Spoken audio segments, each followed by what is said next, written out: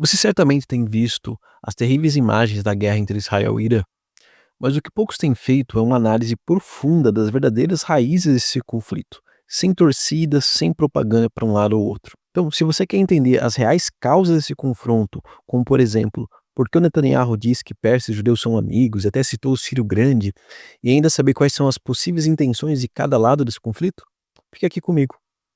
Eu sou Gustavo Lustosa e você está no Biologia Política, um canal de divulgação científica, mas também de análise política. Então deixe o seu like, se inscreva, compartilhe com amigos. Agora você já fez tudo isso, então vem comigo. Olá, Homo sapiens. Vamos falar de história e política? Bem, a violência no Oriente Médio escalou, né? Estamos vendo pela primeira vez na história um confronto direto entre Israel e Irã. E o risco de potências mundiais como Estados Unidos e China se envolverem é real. E se isso acontecer, estamos falando de uma terceira guerra mundial. Mas antes de discutir o que pode acontecer, precisamos entender como chegamos até aqui. E para isso, eu vou ter que sim retornar até a antiguidade, porque a relação entre esses dois povos é milenar. E só para deixar claro, a minha intenção nesse vídeo é explicar fatos, é descrever o que ocorreu. Eu tenho minhas posições morais, éticas e tal, mas assim como você também tem, mas mas antes de tomar qualquer posição, nós temos que primeiro entender o que está acontecendo e entender que as coisas são muito mais complexas. Não existe bonzinhos e mauzinhos, principalmente quando a gente separa as lideranças dos países e o seu povo, ok? Vamos lá. Então, vamos voltar ao século 6 a.C. E as principais potências do mundo nessa época eram o Segundo Império Babilônico, na região da Mesopotâmia, onde hoje fica o Iraque, o Império Lídio, que tinha uma cultura grega, mas ficava onde hoje é a Turquia, o Império Medo, que ocupava basicamente o atual Irã, e o Império Egípcio, que já estava decadente. E antes de continuar, eu preciso também agora diferenciar o que é persa e iraniano, que é uma confusão muito comum. Persa é uma etnia, assim como judeus, árabes, curdos, germânicos, etc. É um grupo de pessoas que compartilham a mesma língua, cultura e uma suposta origem comum. Já iraniano pode ter vários sentidos. Pode se referir a quem nasceu no país Irã, pode designar os povos que vivem no Planalto iraniano, que é uma região geográfica, ou pode se referir a povos que falam uma língua iraniana e ou foram profundamente influenciados pelos impérios iranianos. Ok? Então, fazendo uma analogia, né, iraniano é como se, nesse último caso, seria como latinos é para nós. Nós, brasileiros, somos latinos, assim como espanhóis, assim como argentinos e assim por diante. Então, todo persa é iraniano, mas nem todo iraniano é persa. E outra coisa interessante é, o Irã atual, muita gente gosta de dizer, o Irã é persa. Bem, na verdade, metade da população do Irã se considera persa.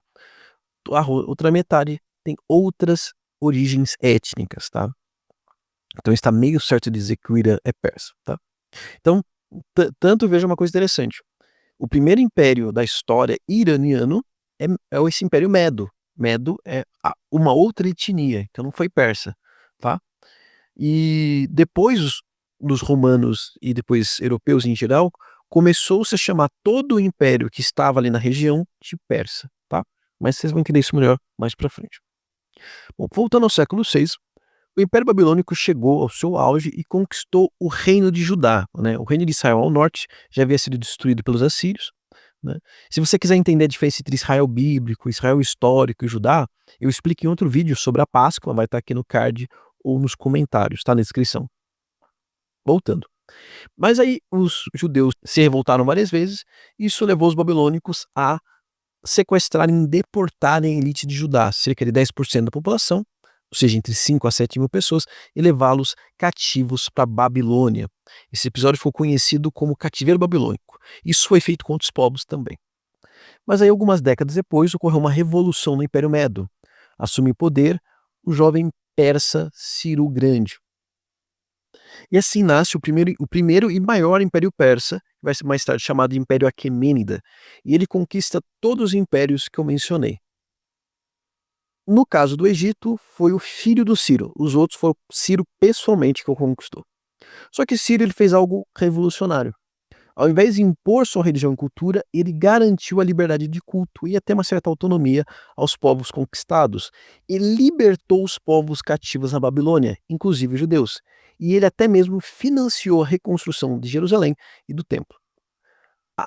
Então, quando esses judeus retornam para Judá, eles rebatizam Judá como Israel, e é nesse contexto que começam a escrever sistematicamente a Bíblia. Ou seja, sem Ciro ou sem a Pérsia, provavelmente não existiria Israel, nem judaísmo, nem cristianismo e islamismo por tabela. Outra coisa importante é que o Império Persa ele oficializou o zoroastrismo como sua religião, né, que é uma religião iraniana, né, que surgiu por volta provavelmente de 1000 anos antes de Cristo ou até um pouco antes. Né, muitos consideram ela a primeira religião monoteísta e universal da história. Eu chamaria ela de monolática, não monoteísta, mas isso é debate para outro vídeo. Vale destacar que nem todos os judeus retornaram da Babilônia, né? Muitos continuaram ali, outros foram até para a Pérsia, e que existe uma comunidade de judeus no Irã atual até hoje por causa disso. 2 séculos depois, então, Alexandre o Grande conquista o Império Persa, que mais tarde vai se dividir em vários reinos. Aí os judeus e depois os iranianos vão ter sua independência até que os judeus caem na mão dos romanos, né? E aí, no caso dos iranianos, primeiro surge um novo reino liderado pelos partas, uma outra etnia, e depois vem os persas, criando o que é conhecido como Império Sassânida, tá? Mas que os romanos, mas esse é o nome que os romanos davam, eles mesmos se chamavam de Reino do Irã, o Reino do Irã. Bom, continuando, os romanos então destruíram Israel, né, e rebatizaram a região de Palestina.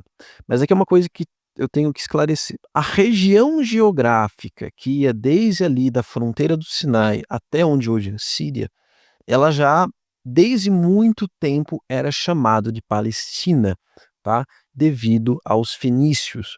Isso a gente vê até o Flávio Joséfo, que era um judeu, chamando a região de Palestina. Então, desde a antiguidade, antes mesmo dessa ação dos romanos, a região geograficamente era chamada de região palestina, ok? Acontece que, de fato, foi só com Roma que surgiu uma província chamada Palestina, ok?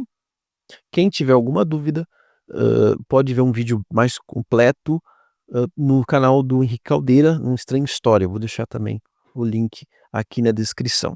Séculos depois, ocorre a ascensão do Islã, do árabe, que conquista então todo o Oriente Médio e islamiza a região. Tá? Também, mais tarde, vai surgir uma comunidade de árabes lá na região da Palestina que vão se autodeterminar e vão ser uma comunidade própria, que são os palestinos. Tá? Paralelamente, por volta do século XIX, começa a surgir os movimentos sionistas, ou seja, que defendiam a criação de um Estado para os judeus. Só que esses movimentos sionistas, nem todos, na verdade os primeiros, a maioria, não falavam de voltar para a Palestina, eles falavam de outros países, até mesmo a Argentina, para vocês terem noção. E aí chega 1948, quando Israel é recriado devido, né, toda a comoção do Holocausto. Bom, mas antes de continuar falando de Israel, precisamos voltar ao Irã. Voltar um pouquinho no tempo, né? No início do século XX, o Irã era governado por uma dinastia de origem turcomena chamada Qajar. E o país estava extremamente enfraquecido, era agrário, dividido em clãs familiares, e estava sendo aos poucos dominado por duas forças estrangeiras, né, o Império Britânico e os russos, e mais tarde, soviéticos. Foi nesse contexto, então, que por volta de 1925, o Império Britânico ajuda ao general Pahlavi, Reza Pahlavi, a dar um golpe, depor a dinastia Qajar e se autoproclamar Shah, né? Shah é como os iranianos falavam, rei, imperador. E aí, mais tarde, os russos são expulsos e aí começa um processo de industrialização, modernização e ocidentalização do país. No entanto, nos últimos anos do governo dele, o Reza começa a se aproximar do regime nazi, e isso leva aos britânicos e soviéticos invadir o Irã para forçá-lo a abdicar. E aí assume o seu filho, Mohammad Reza Pahlavi, mais conhecido como Reza Pahlavi II. Reza Pahlavi II, isso aconteceu em 1941, tá? O Reza Pahlavi II, né, foi educado em quase toda a sua vida na Europa. Isso influenciou muito o seu governo.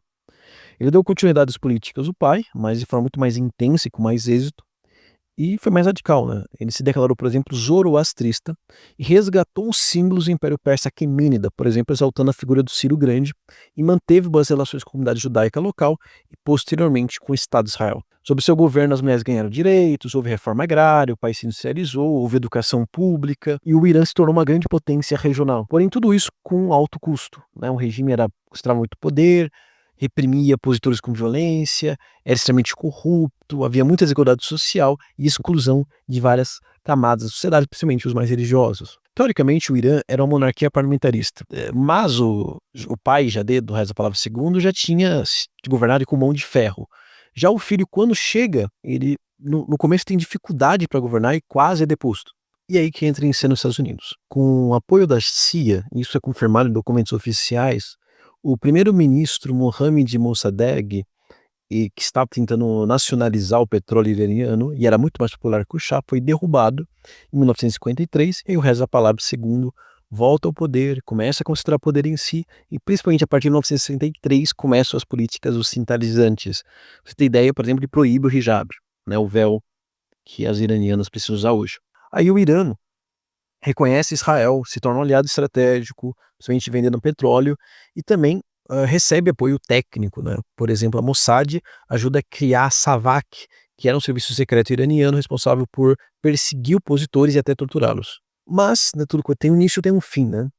A economia iraniana, ela crescia muito, mas ela era muito dependente do petróleo. Então, quando os preços despencaram, a economia ruiu.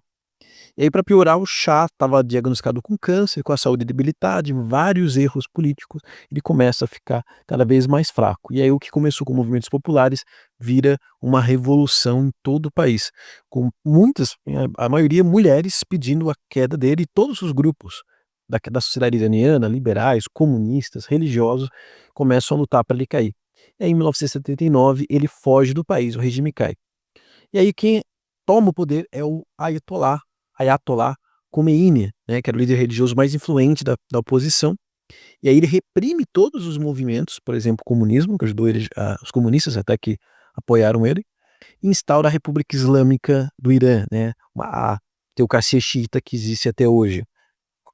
E essa teocracia ela elege os Estados Unidos e Israel como seus principais inimigos, então o grande Satã e o pequeno Satã, como eles dizem, e isso é a marca desse início é quando a invasão da embaixada americana no Irã e que isso leva aos Estados Unidos a aplicar várias sanções no Irã, tornando o Irã o país mais sancionado do mundo até a Rússia invadir a Ucrânia. Mas a relação entre Israel e Irã não foi tão rápida, negativa assim. Por quê?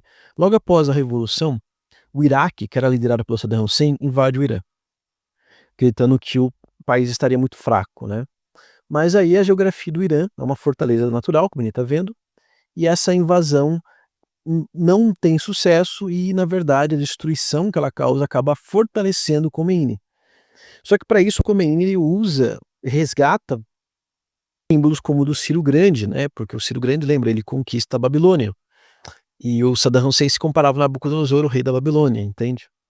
E aí, depois de 8 longos anos, e aí, o Irã consegue vencer. E se não, expulsar os iraquianos do seu território. Só que para isso precisou recebeu muitas armas de Israel, né, que com o apoio dos Estados Unidos enviava armas para eles, né, porque o Iraque era considerado naquele momento um perigo muito maior. Só que aí depois o Irã e Israel continuam se estranhando. E aqui a gente entra na parte mais geopolítica, né? Agora eu vou sair da parte histórica, lembrando, geopolítica são as lideranças, não é o povo, tá? Então vamos lá, vamos tratar da geopolítica do Irã, né.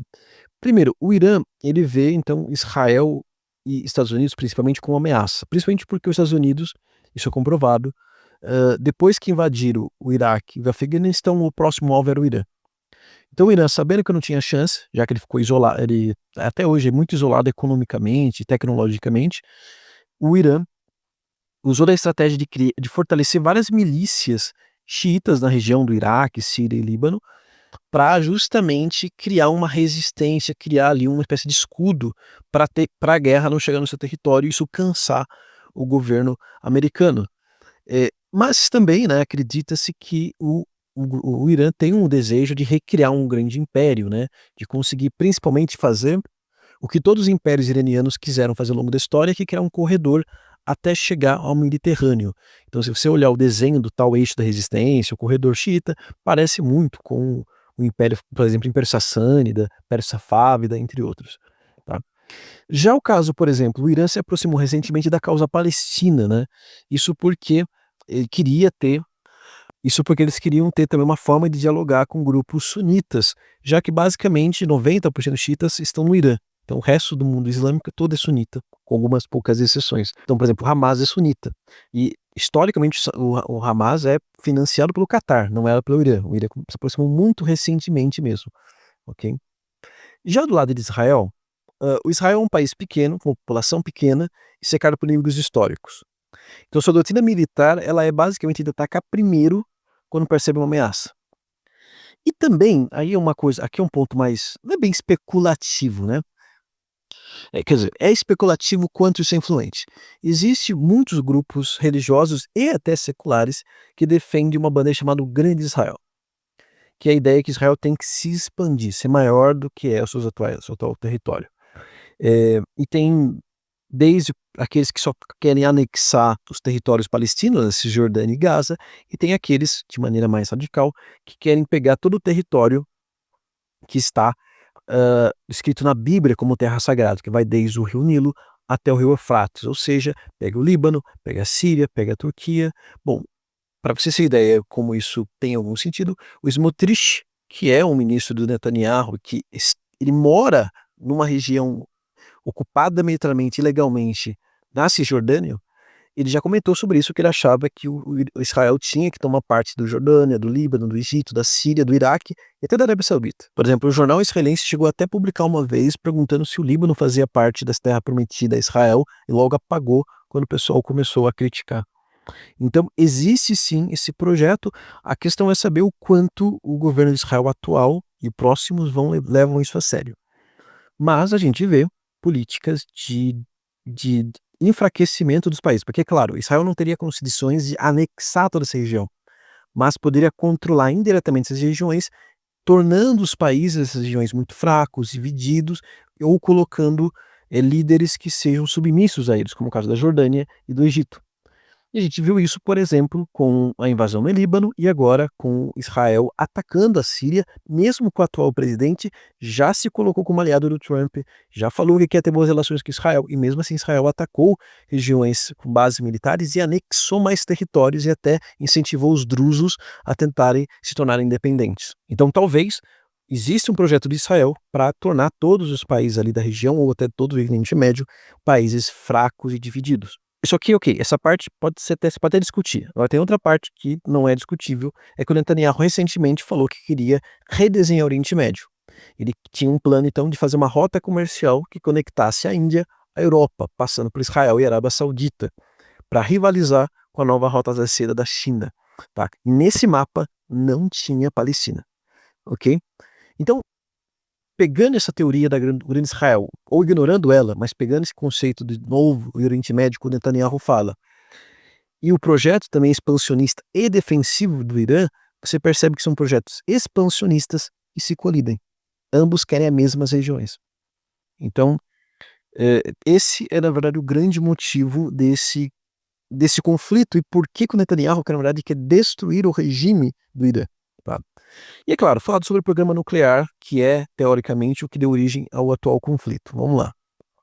O Irã tenta desenvolver uma bomba atômica desde 1980, mas o próprio primeiro Ayatollah proibiu esse programa em 2003, encerrou e até chegou a fazer umas declarações que era até pecado usar bombas atômicas. Inclusive, em 2015, o Irã chegou a fazer um acordo com os Estados Unidos e várias potências europeias para permitir inspeções dentro do país. Só que o Trump retirou os Estados Unidos em 2018, sem apresentar nenhuma prova de violação do Irã, inclusive aumentou sanções e até os europeus queriam retomar o acordo, só que os Estados Unidos não entravam. Mesmo assim, o Irã não construiu uma bomba e depois de ser muito atacado por Israel, esse ano se colocou para fazer um novo acordo e começaram a negociar. Só que entrou em impasse. O Trump exigia que o Irã não tivesse nenhum programa civil de energia atômica.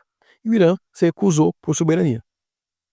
Aí aconteceu que a Agência Internacional de Energia Atômica acusou o Irã de enriquecer urânio a 60%. Mas se ter ideia, para civis, o que é enriquecer, né? É um urânio puro, digamos assim, então o nível de pureza.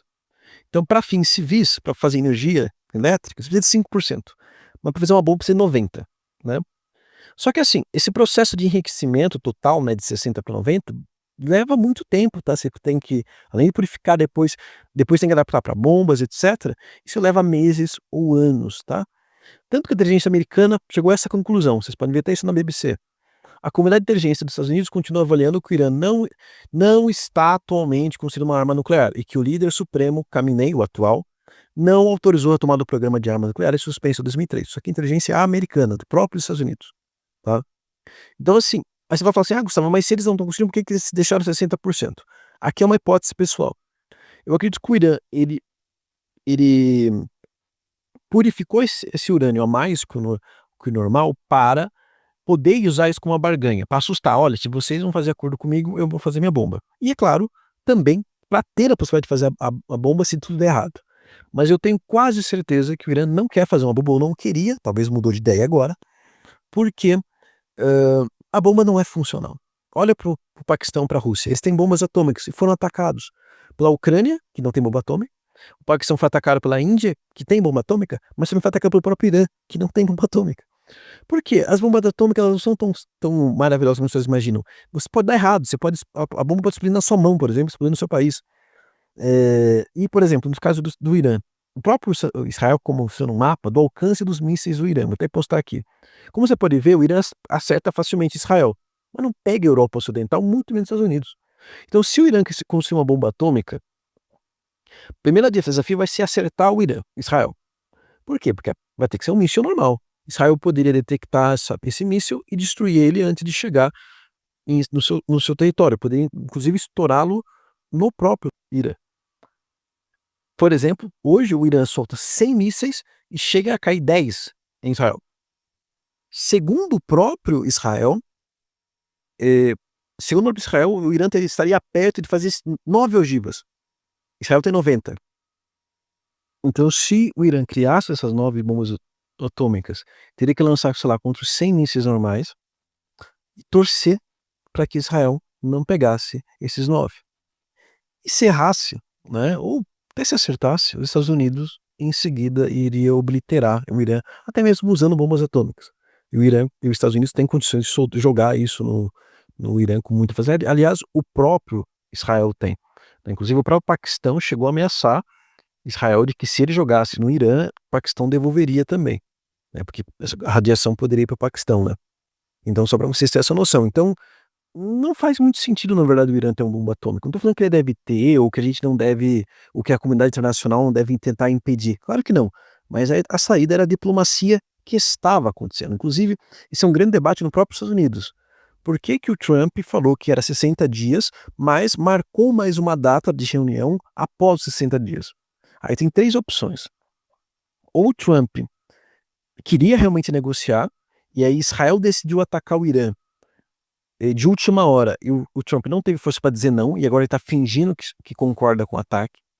2, Trump viu que o acordo não estava como ele queria, então ele mandou Israel atacar para forçar o Irã a fazer um acordo mais de acordo com seus termos.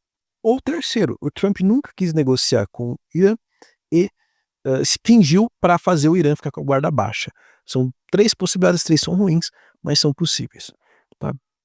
Então, assim, no caso de Israel, por que que Netanyahu mandou o ataque, né? Provavelmente tem, eh, 3 motivos. Primeiro, porque ele viu que o Irã está muito fraco, seus aliados são quase todos destruídos, estava sem defesa aérea, e que era um bom momento para fazer esse ataque, né, pra derrubar o regime, que não falei, e não é só derrubar o regime, eu acho que a intenção do Netanyahu e do Israel é destruir o Irã como um todo, é fazer o Irã se tornar uma nova Iraque, um novo Afeganistão, uma nova Líbia, uma nova Síria, ok? A segunda coisa é que o Netanyahu quase caiu. O Netanyahu, um dia antes, do ataque, ele passou por uma votação no parlamento que poderia ter derrubado ele. E aí é possível que ele fez ou o ataque para o pessoal esquecer seus erros e unir o povo diante dele, ou até foi um acordo, porque vários partidos que votaram a permanência dele, são partidos de extrema direita, religiosos, e sempre pediram um ataque direto ao Irã. Então pode ser que isso fez parte de algum acordo. E lembrando que, se Netanyahu sair do poder, ele vai ser preso ou em Israel por corrupção, ou em outro país por crimes contra a humanidade, ou as duas coisas. Então, existem motivos internos e políticos mesquinhos do Netanyahu. O problema é que, mesmo que Israel tenha sucesso e tal, e é possível já porque o Irã é bem mais fraco tecnologicamente falando, apesar que não é tão fraco como as pessoas imaginavam, eh, nada garante que o Irã vai se ficar melhor com o fim do regime dos ayatollahs. Que nem eu falei, pode ser que vire uma nova Líbia, uma nova Síria. Isso vai gerar um monte de refugiados para a Europa, que vai afetar o mundo todo. Isso vai gerar um monte de grupos mais radicais ainda, tipo Estado Islâmico e coisa pior. E a gente pode ver, na verdade, muito mais violência. Por exemplo, quando Netanyahu, sobre o Saddam Hussein, por exemplo, o Netanyahu dizia: se derrubar o Saddam Hussein, o mundo vai ser melhor. E aconteceu exatamente o oposto. Em suma, apesar dos dois países e povos terem uma relação histórica, hoje eles representam projetos geopolíticos conflitantes e há também escolhas e erros e crimes recentes que levaram a esse conflito. Para ajudar, eles também representam projetos de potências maiores, como por exemplo os Estados Unidos, no caso de Israel, e no caso da Rússia e China, no caso do Irã, pois o Irã é o corredor por onde passam os produtos da Rússia, principalmente para vender ou comprar da Índia, e no caso da China, ela tem interesse de usar o Irã para fazer sua rota, sua nova rota da seda e outros projetos parecidos, né, por isso que há um grande perigo de escalar. No momento que eu estou gravando e editando o vídeo, o Trump saiu da reunião do G7, supostamente para fazer um acordo de cessar-fogo, ou talvez para declarar guerra direta ao Irã. Então, espero eu que vão pela via diplomática, que haja menos vítimas fatais e possamos parar de ver tanta violência assim e que possa haver paz no Oriente Médio e no mundo. Mas aí o que você achou? Ficou alguma dúvida? Acho que ficou algum ponto que eu esqueci de comentar? Coloca nos comentários, curte, compartilha, se inscreva, ativa o sininho, nos siga nas outras redes sociais e veja os outros vídeos do nosso canal. É isso, muito obrigado, forte abraço.